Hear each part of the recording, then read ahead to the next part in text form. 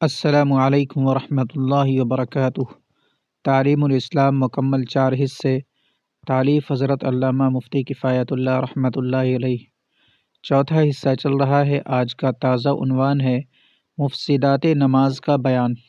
سوال: مفسدات نماز کس کو کہتے ہیں؟ جواب: مفسدات نماز ان چیزوں کو کہتے ہیں جن سے نماز فاسد ہو جاتی ہے، یعنی ٹوٹ جاتی ہے اور اسے لوٹانا ضروری ہو جاتا ہے۔ سوال: مفسدات نماز کیا کیا ہیں؟ جواب: نمبر 1، نماز میں کلام کرنا، چاہے قصدن ہو یا بھول کر، تھوڑا ہو یا بہت، ہر صورت میں نماز ٹوٹ جاتی ہے۔ نمبر 2، سلام کرنا، یعنی کسی شخص کو سلام کرنے کے قصد سے سلام یا تسلیم یا السلام علیکم یا اسی جیسا کوئی لفظ کہہ دینا۔ نمبر 3، سلام کا جواب دینا یا چھینکنے والے کو یرحمک اللہ یا نماز سے باہر والے کسی شخص کی دعا پر آمین کہنا۔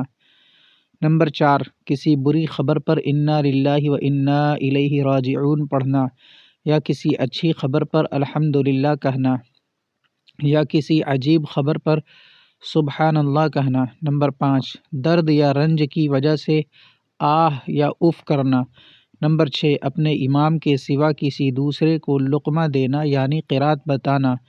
نمبر 7، قرآن شریف دیکھ کر پڑھنا۔ نمبر 8، قرآن مجید پڑھنے میں کوئی سخت غلطی کرنا۔ نمبر 9، عمل کثیر کرنا، یعنی کوئی ایسا کام کرنا جس سے دیکھنے والے یہ سمجھے کہ یہ شخص نماز نہیں پڑھ رہا ہے۔ نمبر 10، کھانا پینا قصدن ہو یا بھولے سے 2 صفوں کی مقدار کے برابر چلنا۔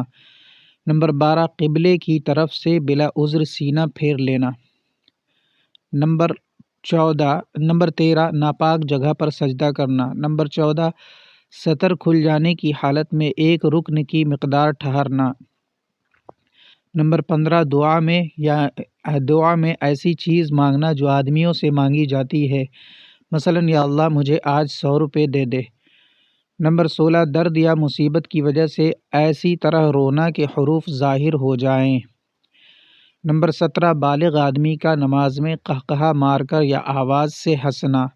نمبر 18، امام سے آگے بڑھ جانا وغیرہ۔ اس کلپ کے لیے اتنا ہی۔ جزاکم اللہ خیر الجزا۔ السلام علیکم ورحمۃ اللہ وبرکاتہ۔